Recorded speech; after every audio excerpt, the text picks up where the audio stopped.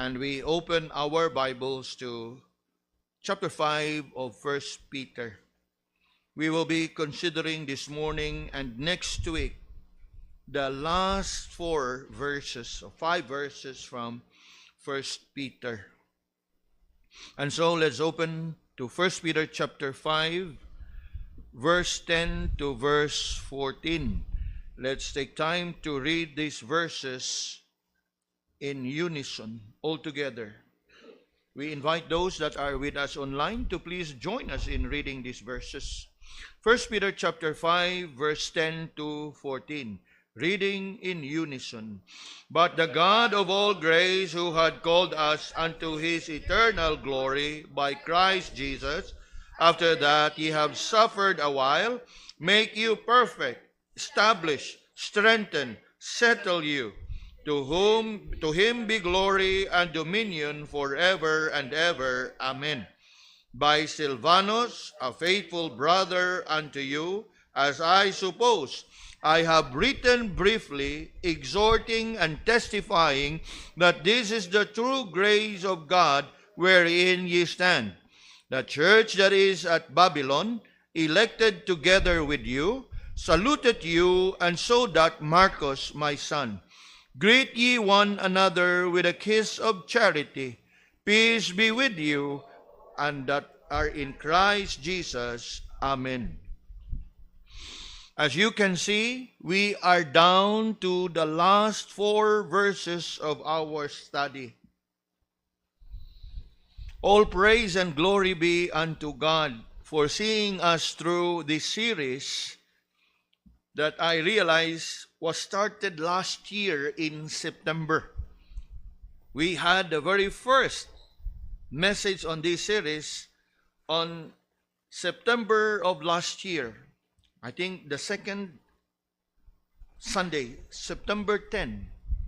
And by God's grace, we have studied it one verse at a time.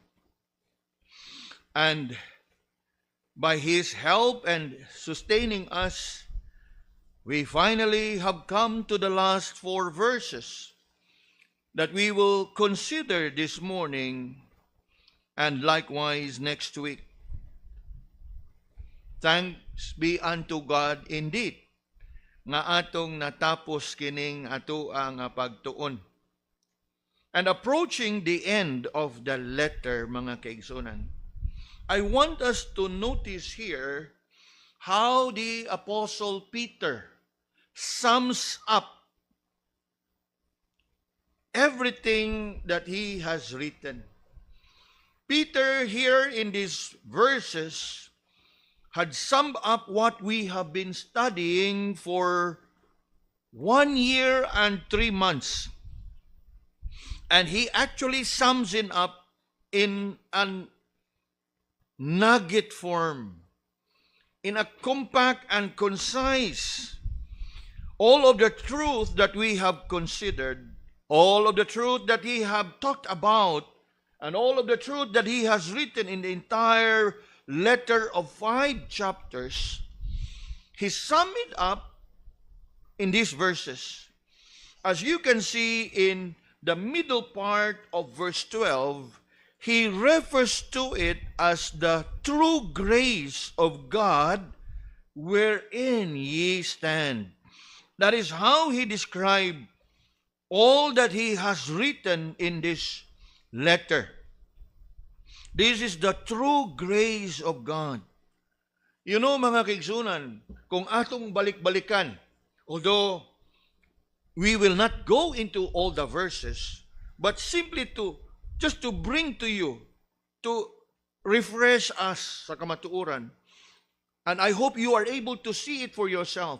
You know, all throughout this letter of Peter, his first, he has been writing about, God's saving grace.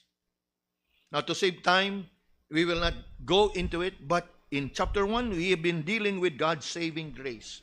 And from there, he has been dealing with God's sanctifying grace. And then he goes on to write about the grace of God that will keep us secure until we reach heaven. And he has been telling us about grace that would enable us to endure pain, hardship, and suffering, even trial. That's the very purpose of Peter writing this letter. Remember, he is writing this letter to believers who are going through intense suffering. Unya ingiyahag yung tumong og tinguha nga malig-on niya ang mao nga mga kaigsunan by telling them about God and all about the grace of God. Of course, we can learn a lot, and we have learned a lot, but by way of recapitulating the entire series, I hope you are able to reflect and remember, even recall, that yes, all along, after all, it has always been about the grace of God. Peter is summing it up in these verses before us. As you can see in verse 10 and verse 11, there you will find the summary statement. Look at how verse 10 begins. The God of all grace, who had called you unto his eternal glory by Christ Jesus, after ye suffered. Remember, the believers to whom he was writing, they were suffering. But notice how he described their suffering. Look at verse 10. Suffered a while. Now, of course, kanang word nga a while diha is something that we need to understand. That no doubt they are suffering for a period of time, for a long period of time, but it is nothing to be compared for and with eternity. And that is why Peter, even if they may have suffered for a long period of time, in comparison with eternity, where these believers are heading, it is but for a while. It is but momentary. And you look at the consolation and the comfort. After you suffered a while, what happens? Wow, it will make you perfect, establish you, strengthen, and settle you. O dili ba na makadasig mga kaigsunan?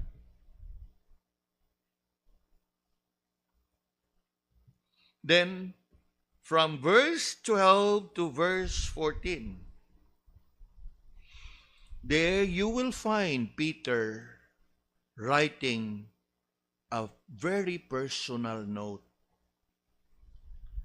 Now, of course, I will reserve it for next week, but to introduce you, in verse 11, you can see there's the benediction, to him be glory and dominion forever and ever. Then what? Amen. And then verse 12, by Silvanus, a faithful brother unto you, as I suppose. Verse 12 actually tells us the entire letter of Peter from chapter 1 up until chapter 5, verse 11 was written, of course, acknowledged, written by Peter, but at this time, the actual writing was actually written by Silvanus, dictated by Peter. It is a common practice in the New Testament times that other people would write as the apostle would speak. And that is what we read in verse 12. By Silvanus simply means that the entire letter up until verse 11 of chapter 5, it was literally written by Silvanus.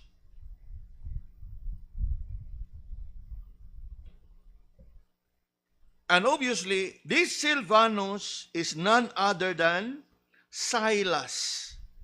Silvanus is the Latin form of the name Silas. And we know very well who Silas is. He was also one of the companions of Paul. This time, he was with Peter. And it was he who all along wrote all that Peter have dictated. In theology and in formal study, they are called the amanuenses. The amanuenses. they will record on behalf of the one that has been dictating. Now, I don't know kung naa pa ba ning trabaho karon, pero kaniadto moadto gani ka susgado sa wa pa ning mga AI, sa wa pa ning mga computer. There is that very important person in the court of law called stenographer. Nga ang tanan nga gisulti diha has been recorded. Stenographer. Mo na sila ang ginaingon pa nila nga murag ang mga agi ba kanang mga karas-karas sa manok. Sila ra gyud makasabot. Stenographer, and what do? They record ang tanan ug pwede pa hasta ang pag-ughak sa ubo sa husgado. Labaw pa na sila writers comics nga tiiski. Ana bitaw? There's an amanuensis. So we think about Peter nga samtang as he is being moved by the Holy Spirit, he speaks. And while he is speaking, there on his side is Silvanus. Nga ma-imagine lang nimo how indeed challenging and how tedious it can be. Kay nga naman, kay posible kayo nga og we may not know, basin og naay amigo si Silvanus, o naabay anak si Silvanus, o iyang asawa, sa Silvanus, pagpalit sa ditong lamas. Ay, usag, gusuan pa ko diri. It's a very tedious process. Nga naman, kay ang si Peter, they don't speak it outright kanang in one setting. Nga kana bang Peter will be in a trance and will speak everything and he will record? No. But then again, citing in here, verse 12 to verse 14 was the personal note of Peter. Up until here, the entire letter was actually written by this man named Silvanus.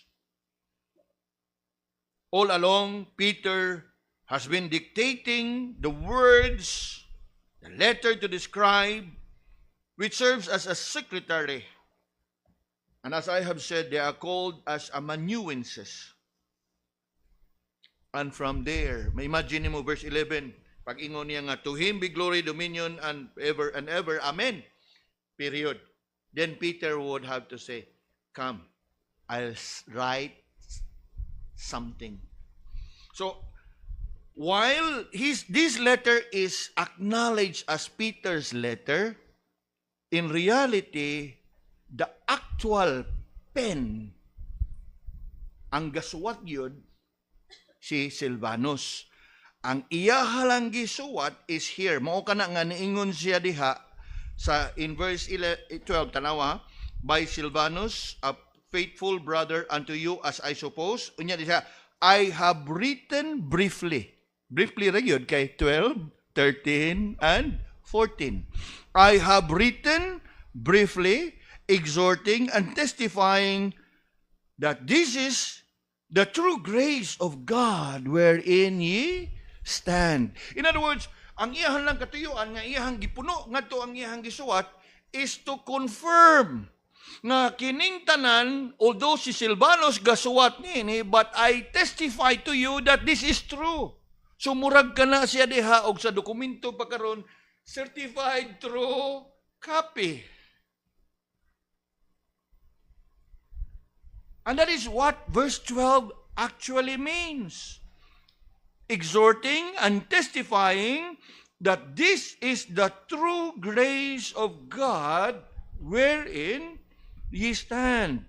Unya, ang iya na dayong mga personal greetings from verse 13 up until verse 14, which we will study next week. Apan ining kabuntagon, I'd like us to consider the first 3 of the 6 things that you and I need to know as we carry on with our Christian walk and service. The 6 things that you and I need to know as we carry on with our Christian walk and service. Sama sa mga kaigsuunan nga gisuwatan ni Apostle Peter, we also have been subjected to manifold trials and testings. Nga angay lamang na ato ning katunon og sayron, that we also like them will be edified and will be encouraged, will be empowered in a sense that we'll be able to face and go through all the challenges nga itong giatubang, and thereafter be established even more in the faith. After all, that is what Peter said in verse 10. Sa katapusan, make you perfect, establish, strengthen, settle you. And so, it is a must nga ato ni siyang masayran. It is a must nga ato ni siyang mahibawan. Nga haron kita madasig sama nga sila usab na dasig. Na mo ni dako kayong challenge kay sa uban nga mga context ani, sa uban nga mga Bible study ni, maingon naman lang nga katapusan naman na, mga panapos naman na, muragwa na siya kaayoy ko. No! Actually, kung imong tun-an pag-ayo ang mga sulat sa kanang mga apostles in the New Testament, sure you are familiar with that saying, saving the best for last. It's always like that in the Bible. That you cannot just ignore, okay, let's pray. No, because the last verses usually in most of the letters, they may appear as a parting words, farewell, but they contain vital and important truth. In fact, as I have just said, all that Peter has written in the entire book, 1 Peter, he summed it up here in these two verses, verse 10 and verse 11. Nga niingon siguro mo, ug mao ba pastor, mo pagnilaw sila tadaan ha? Kay naa now, di man sa nimo ma-appreciate ang summary kung dili nimo makita ang tanan. Now, if you happen to be back in the days, if you happen to be a reader of like all those bestsellers, Tom Clancy, kenang mga Jason Bourne, sometimes mubasa ka sa likod, it can give you a synopsis or the summary. The more nga maingganyo ka, maintriga ka. That's why you commit yourself to reading books nga perting bagaa. So mo ka na nga bisan tuod og naa diha ang sumada, dili pod maayo nga aton lang, okay, let's have a series of study. 1 Peter 5, 10 and 11. Di man nimo ma-appreciate unless you have gone through the entire letter. And so, Peter here indeed sums up all that he has written. And looking closely at verse 10 this morning, and the rest we will consider next week, I want us to consider the 3 of the 6 things that you and I need to do if we are to endure and persevere to the end. And like Peter's desire for the believers who are in persecution, may we also be encouraged as we get to know these things this morning. Una sa nga tanan mga kaigsunan, I want us to see in here the very first thing that we must know. Every believer should know. And the very first thing is this: know God's character. Now, of course, we know God. And we know many things about God. But in this particular verse, in verse 10, Peter gave us and emphasized to us one of God's character that we need to know. And the very first thing we need to know about God and about His character is that, according to verse 10, He is the God of all grace. That is what you read in verse 10, right? But the God of all grace. One of the great titles of God is He is the God of all grace. Paul would call him the God of all comfort. Yes. Peter in here calls him the God of all grace. And you know, mga kigsunan, we can think of God being holy, being just, being faithful. Because after all, He is indeed just, He is indeed holy, He is faithful.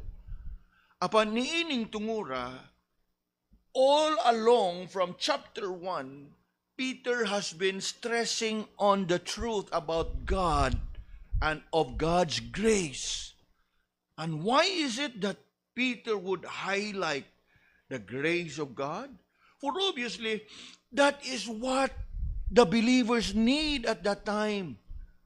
Nga mapahinumduman sila, nga taliwa sa tanan nga ilang nihayaguman, angay nga dili ginilang kalimtan o kanunay nilang hinumduman that our God is a God of all grace. It is just interesting to note, nga no, because God, back in the Old Testament, when He had that personal encounter with Moses, He introduced Himself. He introduced Himself. Among many of His character, He introduced Himself as the God of all grace. Now, turn your Bibles quick to Exodus 34. Exodus 34 and verse 6. Exodus 34 and verse 6. Ingon diha, Exodus 34 and verse 6. Meaning tungura, if you can remember the context in here, Moses was requesting, Lord, I want to see you. Pagpakita nga ni kanako. And somehow, the Lord instructed Moses to hide himself behind a rock. And this is what happens. Exodus 34 verse 6. And the Lord passed by before him and proclaimed, the Lord God, and look at this, merciful and gracious. What else? Long-suffering and abundant in goodness and truth.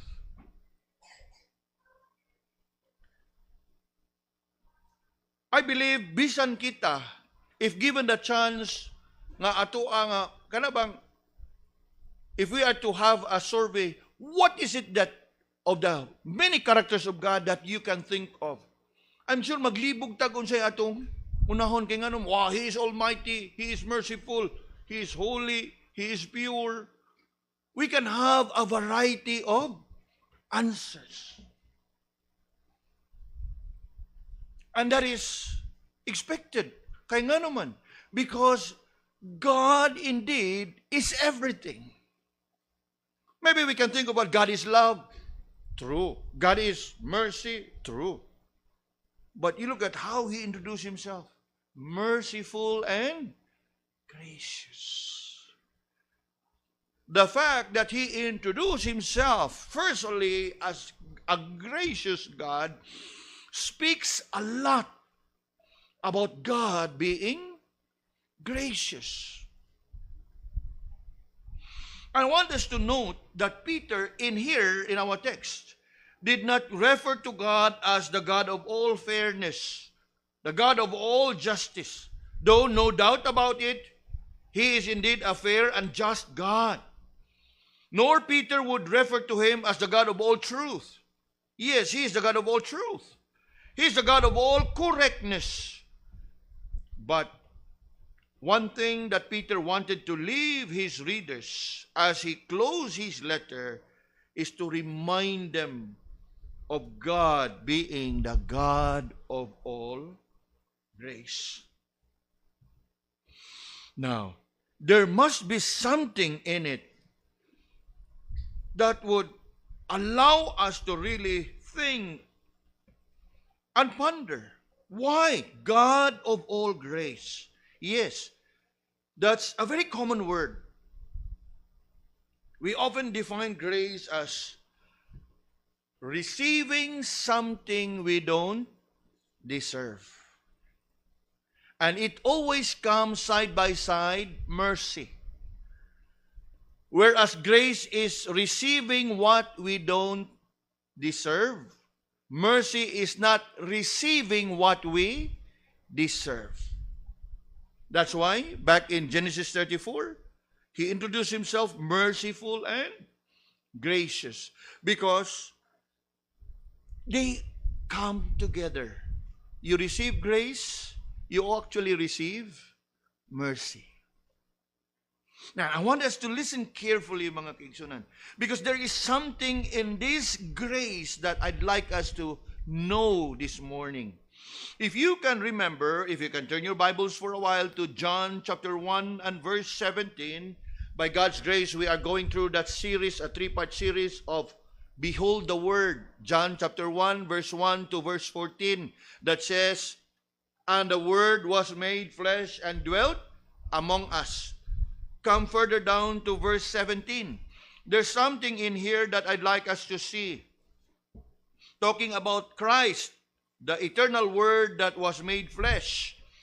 In verse 17 of the same chapter, this is what we read. For the law was given by Moses, but grace and truth came by Jesus Christ. Law was given by Moses, grace and truth came by Jesus Christ. Buti pasabot, it is through the Lord Jesus nga iyaha nga gipaambit sa Ginoo nganhi kanato ang iyahang grasya o kamatuoran. Now, this is not to say that there was no grace in the Old Testament. I know there is a school of theology that teaches that Old Testament is all law, the grace is only in the New. Now, we beg to disagree. But with all due respect, we hold on to the covenant theology. No? Gayon the covenant of works before the fall, then after the fall, the covenant of grace. So, it has been grace all along from Genesis 3:15 onwards. Contrary to what the school of theology would say, that Old Testament law, New Testament grace. Now, God Himself revealed to Moses that He is merciful and gracious. Where? In Exodus. Now, look with me in this verse, John 1:17. For the law was given to Moses, by Moses, but grace and truth came by Jesus Christ. Now, listen carefully as I try to distinguish and present to you the difference and the distinction between law and grace. Listen carefully. Under the law, God demands righteousness from man. Muna nga, you must abide and keep the law in order for you to be righteous. No? Under the law, God demands righteousness from man. Under grace, God gives righteousness to man. By faith, you have been justified. And by being justified, you are declared righteous. But whose righteousness that made you righteous? Not your righteousness, but the righteousness of Christ. Okay? Under law, God demands righteousness from man. Under grace, God gives righteousness to man. Ikaduha, listen carefully. Under the law, righteousness is based on good works. Whose good works? Man's good works. Under grace, it is based upon Christ's work. For by grace are ye saved through faith.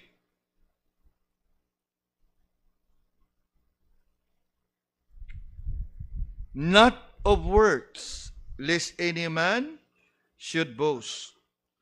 So, under the law, righteousness is based on our good works. Under grace, it is based on Christ's work. His finished work on the cross. Thirdly, under the law, it takes only one sin to make you a sinner. Under grace, it only takes one Savior to save you from your sins. Kanindot kayo. What an occasion that we are looking at this subject on this Lord's Day, a few days before we would have our Christmas praise service.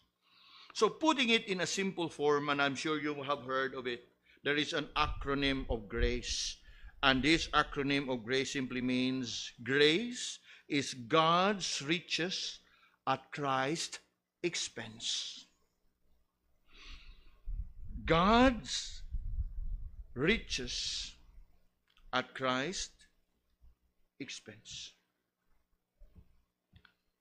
And by grace, God deals with us not based on what we have done, but based on what Christ has done.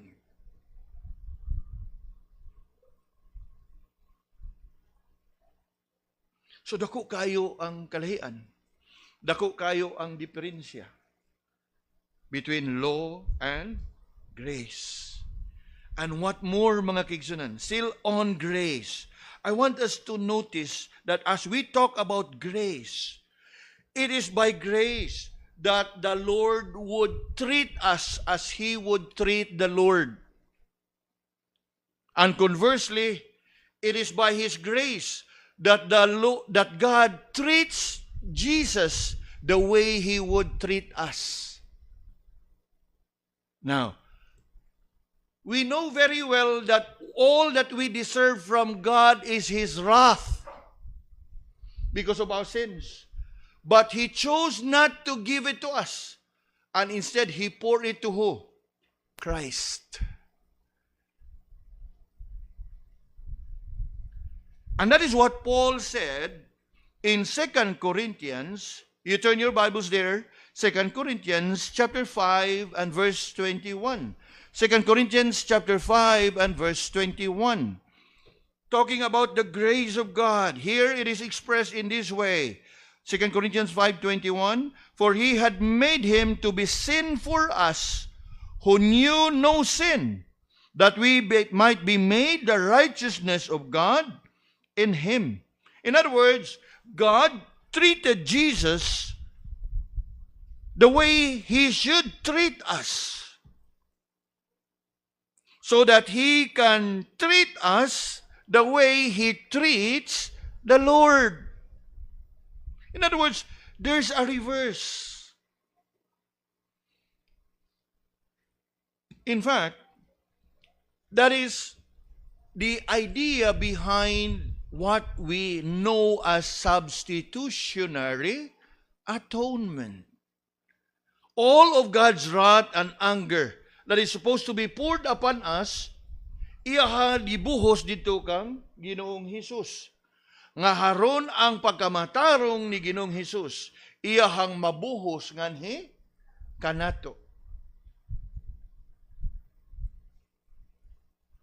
That is, in a nutshell, the grace of God.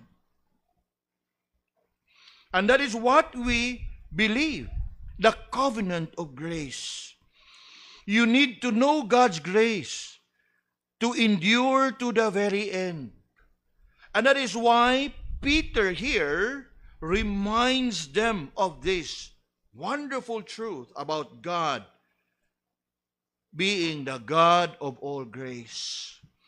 As we often would say that we are saved by grace, we are sustained by grace, and we are secured by grace. Not just in this lifetime, but for eternity. You know, we often sing it. Each time we sing that hymn, Amazing Grace, there is that line that says, "'Twas grace that brought me safe thus far, and grace will lead me home." Yes, that grace of God is not just for our lifetime here on earth. It is that grace of God that would bring us to eternity. Ug tungod niya na, mo kana nga niingon si Apostle Peter dinhi, but the God of all grace, pagpahinumdum kanila nga regardless og unsa kalisod ang inyong giatubang karon, regardless og unsa kapait og unsa kasakit ang tanan nga inyong nahiaguman, press on and endure to the very end by the grace and mercies of God. And so, learning of God's character, being the God of all grace from here, mga kaigsunan, no matter what you are experiencing at this moment, no matter what will you be experiencing in the future, remember God's character, that He is the God of all grace. A familiar passage from 2 Corinthians chapter 12 records of the Apostle Paul bearing a thorn in the flesh. And in such a situation, he prayed unto the Lord 3 times, Lord, take this away from me. And the Lord replied, Paul, my grace is sufficient for thee, for my grace is made perfect in weakness. Sa iyahang pagdungog niya na, wala tuod mausab ang iyahang kahimtang og sitwasyon, apan nausab ang iyahang panglantaw sa iyahang kahimtang og sitwasyon. You know, mga kaigsunan, there are just times that the Lord wants us to learn it that way. There are times that the Lord will take us away from the pain, but there are times that the Lord would allow us to go through pain, to appreciate not the pain, but the grace of God that sustain you in going through that painful experience. So, regardless of unsay ato ang kahimtang at this moment, even in this recent time, ug unsay mga challenges nga giatubang sa pamilya ug sa matag usa kanato, remember that God is the God of all grace. Now, from God's character, we move on to consider and know God's calling. From God's character, we move on to consider God's calling. Look with me again in verse 10. But the God of all grace, who had what? Called us unto His eternal glory. So, mas klaro-klaro na diha. Kay He had called us to salvation, yes. He has called us out of darkness unto His marvelous light, yes. Apan nindot kayong gisulti diha, kay gitawag kaniya di lang sa kabaguhan sa kinabuhi, kung dili sa kinabuhi nga walay katapusan. Because He had called you unto what? What kind of life? Eternal. Eternal glory. You know what it means, mga kaigsunan, kung muhunong lang yung kadyo datong pamalandungan. Lord, salamat kayo. Kay regardless dahi og unsay akong dangatan ining kinabuhi, dili na makaapektar sa akong kaluwasan, kay ang imong pagtawag kanako dili lang sa kapasayloan gikan sa akong sala, kung dili nga imo kong gitawag for eternal glory din dito sa gingharian sa langit. It is indeed our blessed assurance. Visions of rapture now burst on my sight. Angels descending. Wow. Yes. I know nga kahibaw ta aning tanan. Pero naay mga panahon hilabi na atas mga kalisod, kalimut ani. Kay nganuman, lamyon man tas kalisod. Lamyon man tas mga pagsuway. Lamyon man tas sa sitwasyon nga atong giatubang. Nga murag mapukan na dayon ta. Kalimutan dahil nga the God of all grace who has called us unto eternal glory. And this is something that we must know. The second thing from here that we need to know is His calling. And what is His calling? Yes, calling unto salvation. But this calling is not just calling unto salvation in this lifetime, but it is calling for eternal glory. nga sa atuang nga pagkinabuhi nini nga kalibutan mga kaigsunan, regardless og unsay atong masugatan, regardless og unsay atong madangatan, it cannot in any way affect our security in Christ Jesus.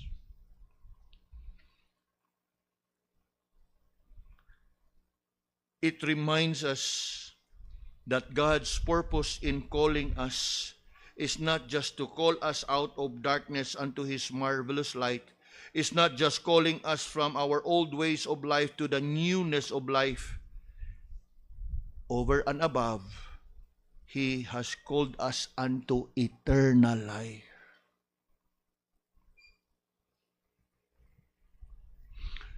This time, I invite you to open your Bibles to the Gospel of John, chapter 17.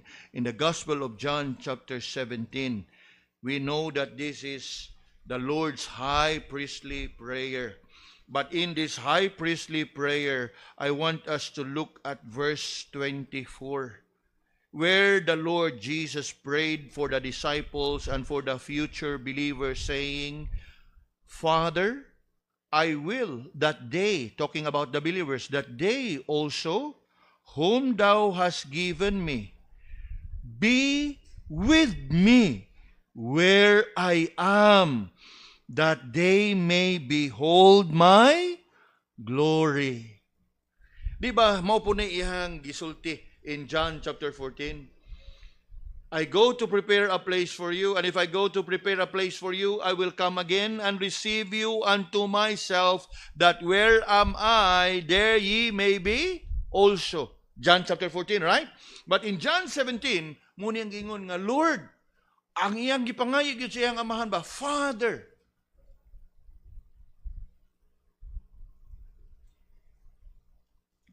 I will that they also whom thou hast given me be with me where I am. For what purpose?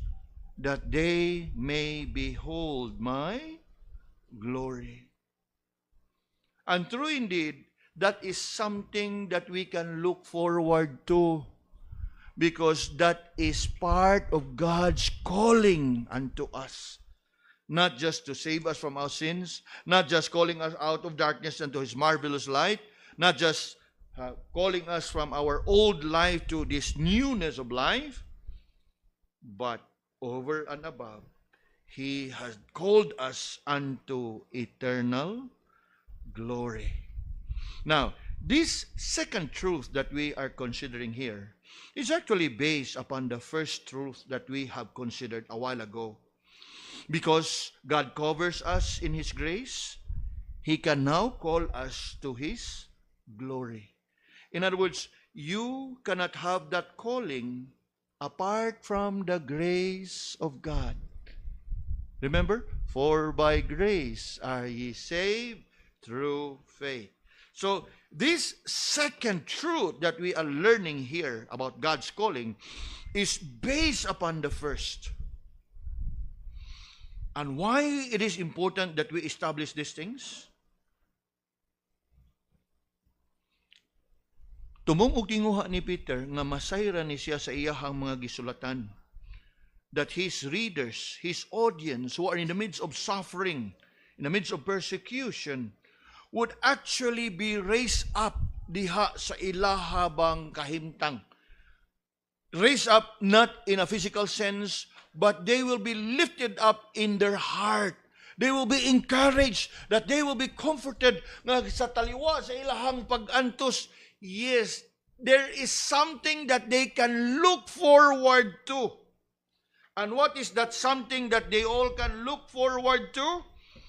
Their eternal glory. Yes, that is Peter's intent. That in writing about God's calling, that is calling unto eternal glory, he is actually allowing his readers to see beyond their present condition. That they can look beyond sa ilahang sitwasyon, sa ilahang kahimtang, and look beyond unto eternal glory. Yes, that's the very purpose, in fact, of the entire letter of Peter. that we be able to see beyond the pain and all the suffering that we endure, beyond the pain of this life, beyond the difficulties and hardship of this lifetime.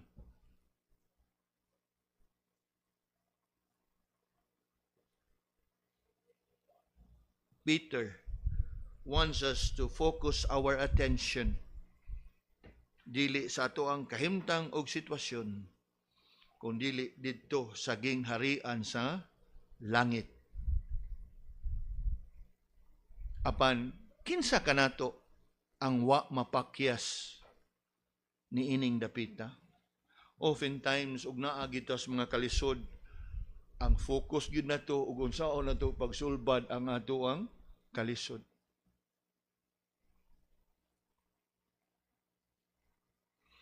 Unya naa magi panahon nga ang sitwasyon nga atong giatubang cannot be remedied or be solved in one instance nga sa usa ka pamilok.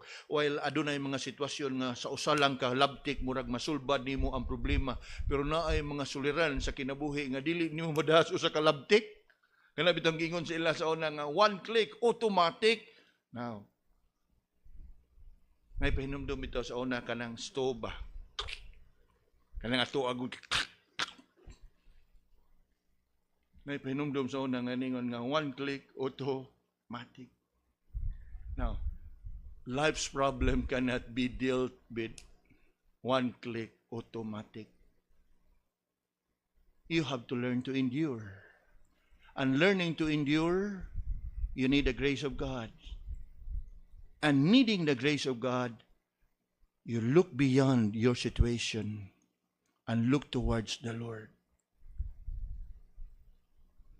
This time, I invite you to open your Bibles to 2 Corinthians chapter 4. 2 Corinthians chapter 4, and look with me at verse 16 to 18. 2 Corinthians chapter 4, verse 16 to 18.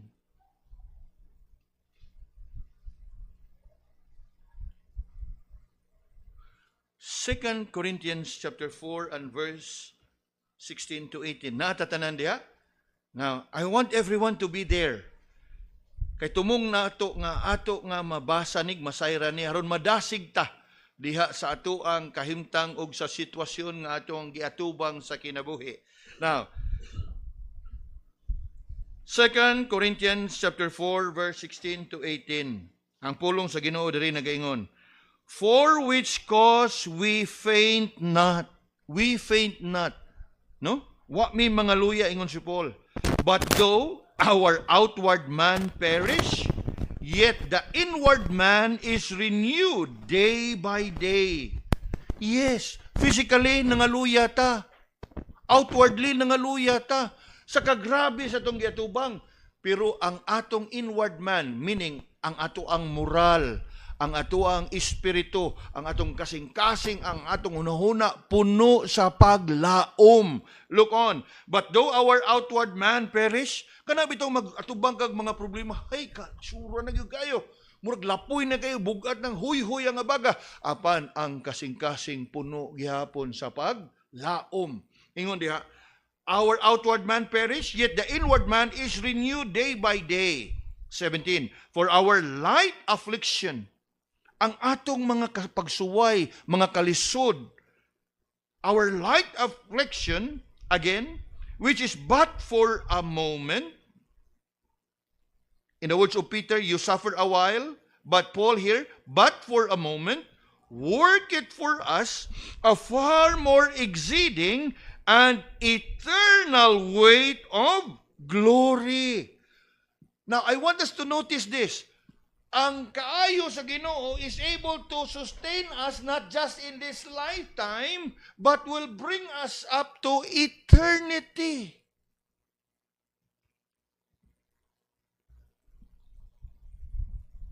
It works for us far more exceeding an eternal weight of glory. 18. While we look not at the things which are seen, but at the things which are not seen.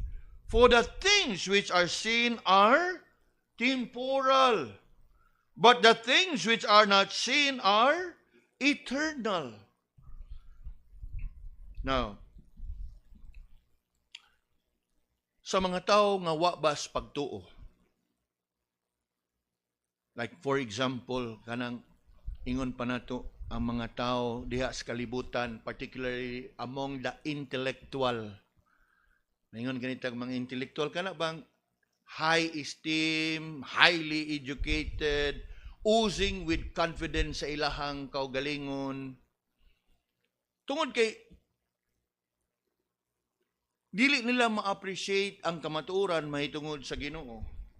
They will read these verses and would tell you, oh, that is actually a placebo. You know, in medical term, a placebo is actually a kind of an alternative nga diin ihatag diha kanimo, but actually it is not a medicine. A placebo are artificial. You know, like for example, ang usa ka kanang pasyente nga somehow he is in pain. Unya tungod kay kanang sa iyang sitwasyon nga painful kayo, doctor would prescribe pain reliever maybe every 8 hours. And muubos ka ng every 8 hours, yes, it can alleviate the pain, but it can be habit-forming for the patient. So, mo ka na nga, ang doktor, og naay pasyente nga kanang medyo ing-ing, ka na bang demanding, sakit na sad. The doctors usually, they do not deny the pain, but they follow sa unsay allowable og within the normal dose sa tambal. Like for example, pain reliever. Unya, mo resita si doktor, nalbuphine hydrochloride. So, every 8 hours. Unya, uway kalibutan ang kanang doktor nga, kida dito masindi. Sakit na sad. So, ikadulo pa ka oras, pa-inject na sad, magpa-inject. So, makadetect ang kanang doktor nga, habit forming. So, imbes nga tagaan gid siya susto, they will inject a placebo, a distilled water or whatever. Okay, sir. Unya, ang pasyente sad kay nagtuo nga. Ay natado. It's a placebo. That's the term, placebo, artificial. Of course, it is for the good of the patient that they can not develop a habit and become dependent on the drug. And some atheists or the high intellectual people would say, this is a placebo. Gipasaligan na mo sa pulong sa Ginoo so you feel good. That is how they view it. Apan kanato nga nakatagamtam sa kaayo sa Ginoo, this is indeed true. This is not a placebo. To ease away temporarily the burden and the pain. The Word of God is our comfort.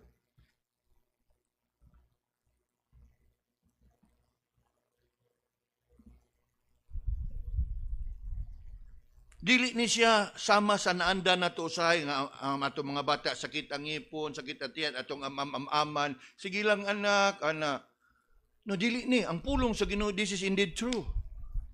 It's a word of comfort. Gani ato ang word of comfort gyapon no, nang mapangos ang bata. Sige lang anak niya. Imo din kisan to asa dapit na pangos man. Wa na. Na pain? Na pain. Now, God's word is not like that. God's word is indeed true. That's why we have to know it. Knowing it, we must believe it.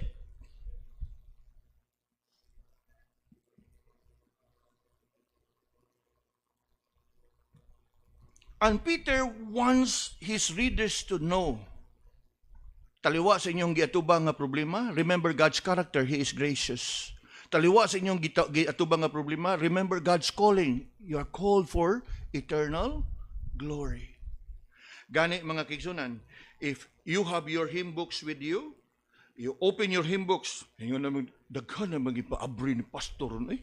Now, sa pagdasig ninyo, hymn number 221. Hymn number 221.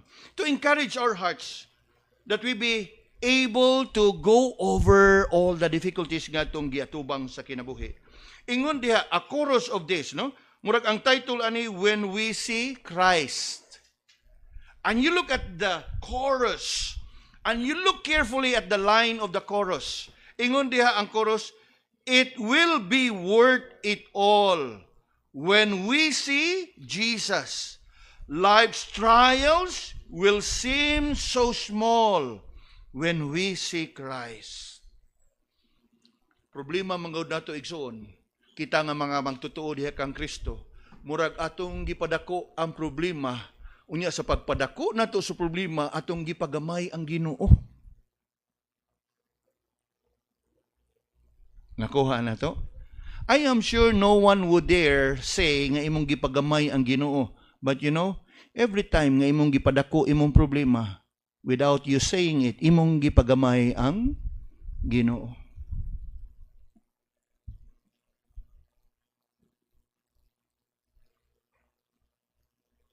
Now, I'm sure nga we all have our burdens and cares.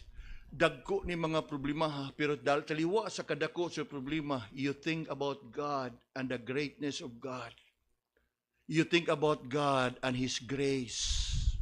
The God of all grace.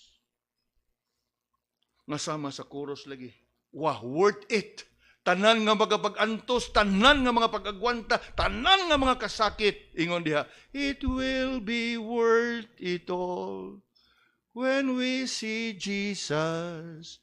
Life's trials will what? Seem so small when we see Christ. Nga, samtang nga look forward ti ana, we know very well from the Word of God, we walk by faith and not by sight. Ingon diha, one glimpse of their face, all sorrow will erase. So bravely run the race. Kanhantan sa kaswa, till we see Christ. Amazing. God's character, God's calling. Now we move on to the third and the last for this morning. We look at God's condition. Now, nindot kayo no, murag nadasig ta. Nadungog nato ang God's character ug nadungog nato ang God's calling. Yes, you should be encouraged. Pero kining God's character of being God of all grace and God's calling to eternal glory, it does not come automatic because it comes with a condition. And that is what we're going to establish. And what is the condition? The condition is you must be in Christ. Look again in verse 10. But the God of all grace, who had called us unto His eternal glory by Christ Jesus. Ma-enjoy ni mo ni nga mga panalangin nga iya sa Ginoo, mga kigsunan, only kung ikaw anaa kang Kristo. In other words, it is not something that is made available to everyone that is born here on earth. Yes, we are all God's creation, but not all of God's creation are God's children. And who are God's children? Only those who come to faith in the Lord Jesus. And so if we are to put it in a way that we can easily recall, this blessing of God's grace and God's calling can only be enjoyed by those who are in this condition. What condition? They are in Christ. It is not offered universally to all that has been born on this earth, but only to those that have been born again. Nakuha na ito mga kaisanan? Remember what Jesus said in John chapter 3, verse 3? Verily I say unto thee, except a man be born again, he cannot see the kingdom of God. Then verse 5, except a man be born again, he cannot enter the kingdom of God. Now, if we think about Moses, Moses was disqualified from entering Promised Land. Pero konsuelo na lang niya kay gipakita siya sa Promised Land. But talking about heaven, you can never see, as you cannot enter the kingdom of God unless you are born again. So it is with the condition here. You want to enjoy the grace of God and of His eternal calling, you must be in Christ. Because Peter made it clear here that this blessing of God's grace and of God's calling is not given to all, but only to those who are in this condition, in Christ Jesus. Yes, the only means that we can enjoy this is to come to faith in the Lord Jesus, to have that personal relationship with Him, meaning this blessing doesn't come automatic and is extended and readily made available to all, but only to those who have come to faith in the Lord Jesus Christ. You don't get to heaven by being born on this earth. Rather, you get to heaven by being born again. Believe in the Lord Jesus, and you shall be saved. After all, we know this very well. John 14:6. What does John 14:6 says? I am the way, the truth, and the life. No man cometh unto the Father but by me. Way laing agianan og dalan paingon sa gingharian sa langit kung dili pinaagi lamang kang Kristo. What an occasion that we are considering and studying this portion nining kabuntagon, especially in this season of Christmas. Yes, I want us to know this and know this by heart. Heaven is exclusive. There's a condition that the Lord puts as to whoever is able to enter heaven. Only those that are in Christ. The grace to live this way and the glory that is promised unto us. Nga ato ang pag-atubang sa pagsuway ug sitwasyon sa kinabuhi sa kadaadlaw. We need to ascertain, even at this moment, nga ato ning gipamalandungan, let us examine ourselves. Am I in Christ? Am I in Christ?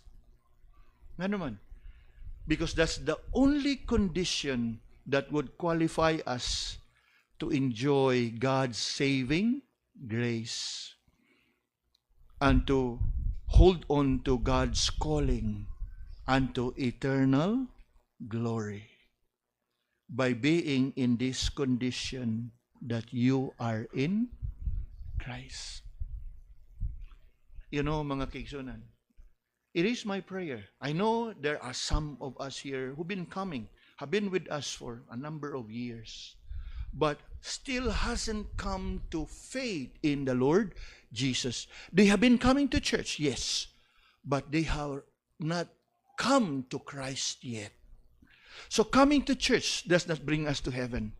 It can only be coming to Christ.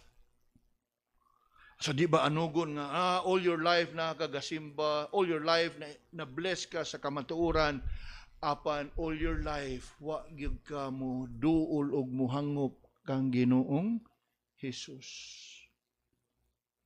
It's not about the length of years that you've been attending church that would bring you to heaven. It is your relationship with Christ. Niining Pasko, mga kaigsunan, we are excited every time we receive gift. Praise God. Pero di ba kaayo nga ang pinakanindot nga regalo ang imong dawaton? Ang regalo nga gikan gyud sa langit nga iyahang gipadala dinhi sa kalibutan. nga mausay magdala kanato gikan diri sa kalibutan ngadto sa gingharian sa langit. God's character, God's calling, God's condition.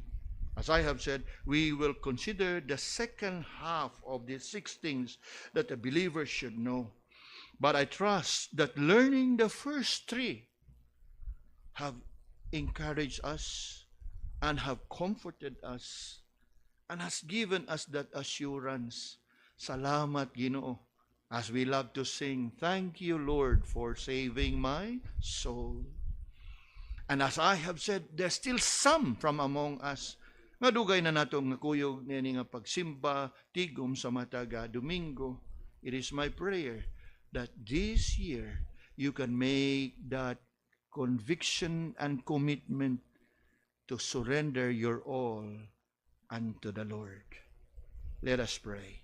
Lord, salamat sa padayon nimo nga pagtudlo kanamo sa pagpadayag sa kamatuoran diha sa imuhang pulong on the things that every believer should know, and for that matter, every one must know, especially to those that have been seeking and desiring to know you and to have a personal relationship with you. Your word has been clearly proclaimed and spoken and preached. We ask for your mercy to work in the hearts of many, even unto everyone who are still outside your kingdom. In Jesus' name we pray. Amen.